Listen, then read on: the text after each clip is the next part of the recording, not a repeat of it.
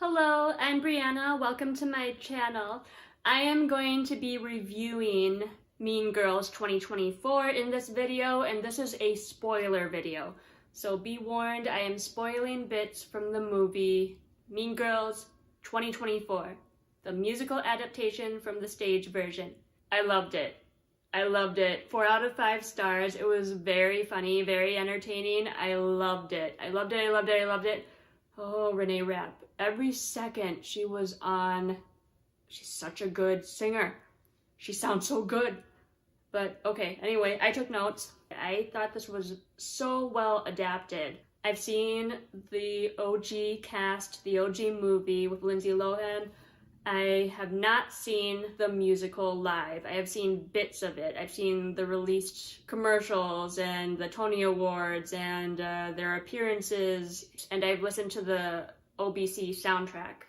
So let's start with what I liked. I liked a lot. There were a few moments where I was like, I don't think they needed to do that. But other than that, the way the movie opened, Damien and Janice, I loved these two. I'm gonna butcher their names, so I apologize. Jaquel and auli'i, very talented, great voices for the parts. Their opening with Cautionary Tale, I was like, oh, thank you. Thank you. Oh, it was like, it set the tone for the whole movie, and it was awesome.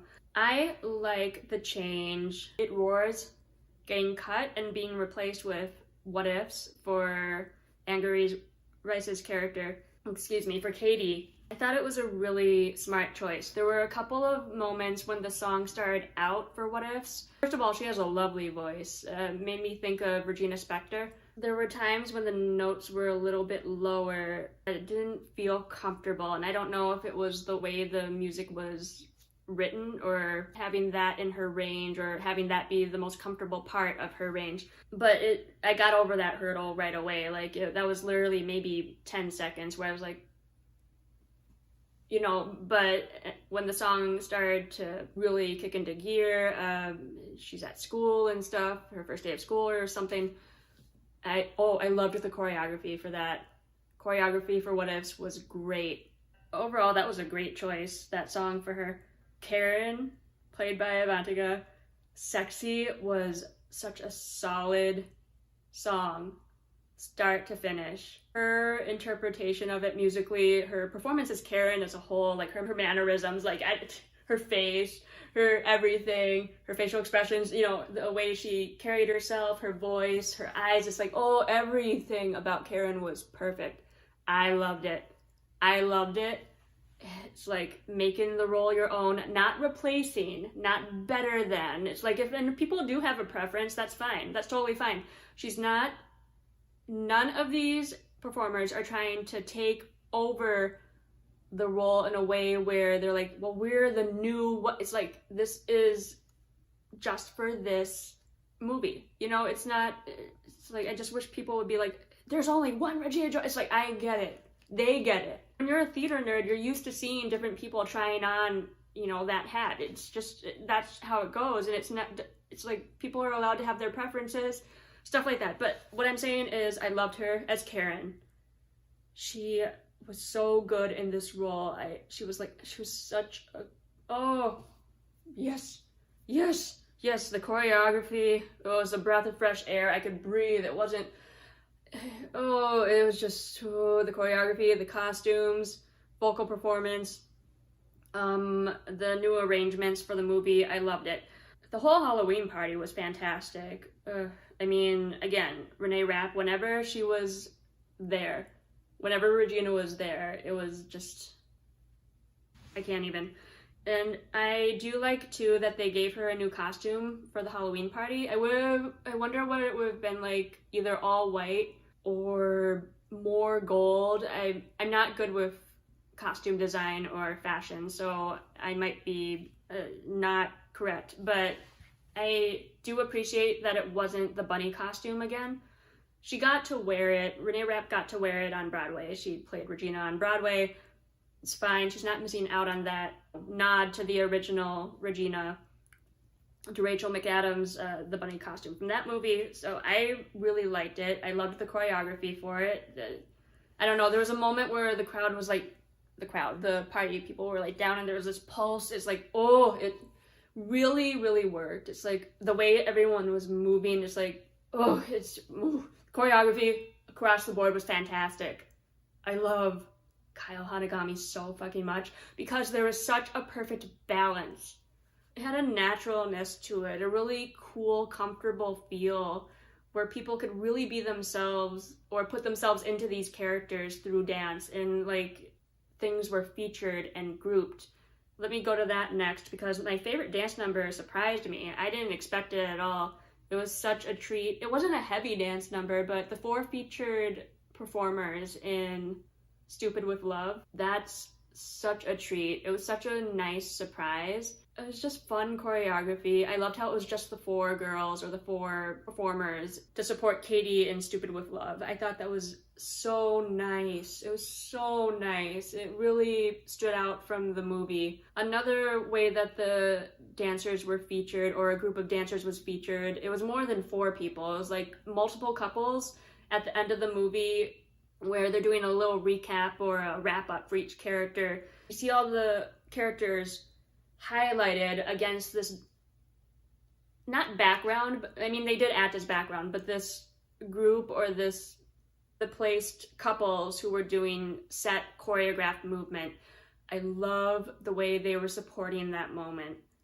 The choreography from top to bottom was excellent, especially Revenge Party, and that was not my favorite song in the world. I didn't hate it. I didn't hate Revenge Party before I saw this movie, but it really elevated the song for me. It was just so nice, movement-wise. Bailey from So You Think You Can Dance had a couple of cute features in that song, and Mia from Dance Moms was in the movie. The dancing was so good because it didn't overwhelm anything. It looked like it was a great result of a good collaboration amongst the team. But I loved the dancing so much. Speaking about Revenge Party, I will admit there was one part that was a little bit awkward, and it wasn't just me, because I heard other people in the theater, and people around me reacted a little like, oh, too, is when Katie had her moment in Revenge Party. She's coming at the audience with the camera. It's a closed-in shot, and I don't know, it's just like, there's some moments that were a little aggressive in the way the film was cut, or the camera was following the actors around. I'm not talking about with Sexy and Karen. I'm talking maybe a little bit. It was that moment with Katie in Revenge Party, and then there was a little bit with I'd Rather Be Me. Lots of fun moments in that song. I thought it was a little too crazy with the, like, going through the hallways. I was just like, we're gonna go here, we're gonna go here. It's like, it's like, you know, but I mean, and not really though, because, you know, I'm going to contradict myself now, because that stuff like that is the reason why the adaptation worked so well, is because it didn't stay like in one spot for too long. It was a little quick at moments and felt rushed. It's like, we're gonna go here, and then we're gonna go here, and then we're gonna, you know, like there were a couple of moments where I was like, slow down. It wasn't even a big deal. It's just something I was like, oh. And again, other people responded as well.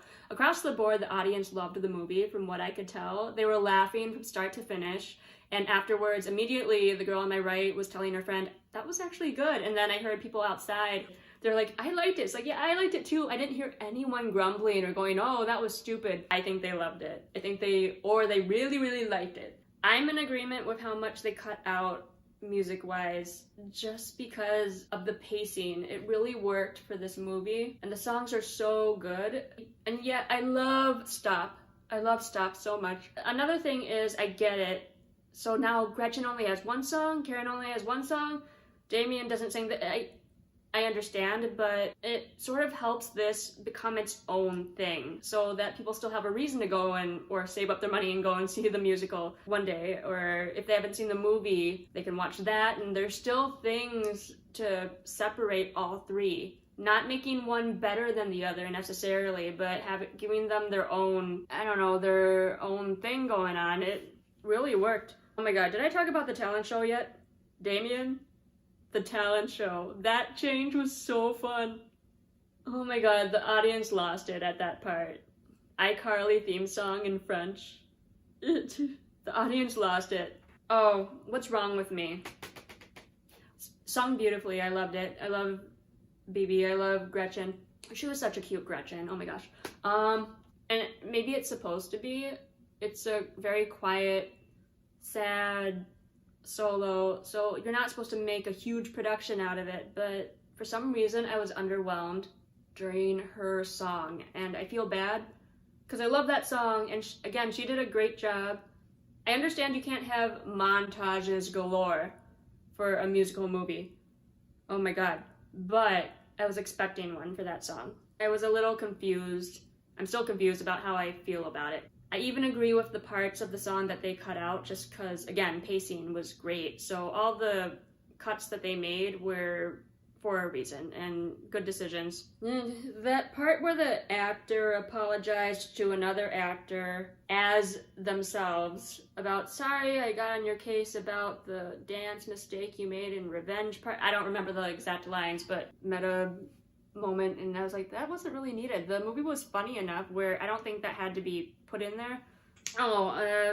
So not a big deal. So not a big deal at all for what didn't work for me. I missed Aaron singing. And I know he doesn't really sing that much in the musical, but there's that part in Someone Gets Hurt. I just missed even his little bit in that part. It's fine, damn, you're fine. I can't sing tonight, but it's like, I just love stuff like that where the relationship between the two characters, you know, it's just a nice musical moment that I kind of knew it wasn't going to be in there. I think I heard that he doesn't sing in this movie, so I wasn't surprised, but, you know, I was driving to the theater, I was like, it's not going to be in there, so. But I missed him singing at all. This I don't know how I feel about either, is the reprise getting cut out for Stupid with Love. It wasn't necessary, but having something between the two romantic leads in the movie, not having them sing it all together for even a little bit, it didn't ruin the movie, it didn't ruin the story. It's just, I'm so used to that formula, like, happening even for a split second, that it was kind of weird that it didn't, you know? But other than that, the stuff that I had a problem with wasn't even a problem. It wasn't, I'm not even like that convinced that I really feel it was something that was a moment that didn't work for me. It's just like something I was like, oh, and that's it. I just had so much fun. This was my first time going to a movie theater in like 3 or 4 years, so that might be a part of the reason why I was a little disoriented with maybe the fast camera work, which wasn't even really, maybe that's just something I'm used to seeing on such a small screen that I was like, whoa. So, you know, take my opinions for what they are. But that's what I thought of the movie. I thought it was great. I thought the cast really did a great job. And I think from now on, they should advertise musicals as musicals. Please, please. Why? I'm glad people are finally talking about it. Like, oh my god, I'm glad that I'm seeing articles. It's like, why didn't they advertise this is a musical? It's like, oh my gosh. It's like, well, people won't want to go. It's like, I want to go. There are people who like musical theater, and this was really well adapted because of what they cut. I really believe that. It worked because the energy never dropped. That's a really important part of it. They did a fantastic job with this. They really did, and I recommend seeing it just because it's fun. It's fun. I like it. I really, really liked it. I liked it. Did you like it too if you saw it, or did you not like it? Leave a comment below. Let me know. Let each other know. I'm happy. I'm happy I saw it. I'm so happy I saw it. I'm so happy that the people around me watching with me liked it. I could tell they liked it. They said they liked it. I heard them talking afterwards. It was fun. It was fun. It was fun. It was fun. I had fun. 4 out of 5 stars. 4 out of 5 stars. Okay? I need to end this video right now. Please leave a like if you liked the video. If you would like to subscribe, please subscribe. Have a wonderful day, night, morning, evening, rest time, sleep time, chore time, snack time, rehearsal time, whatever you're doing next. Thank you so much. Bye.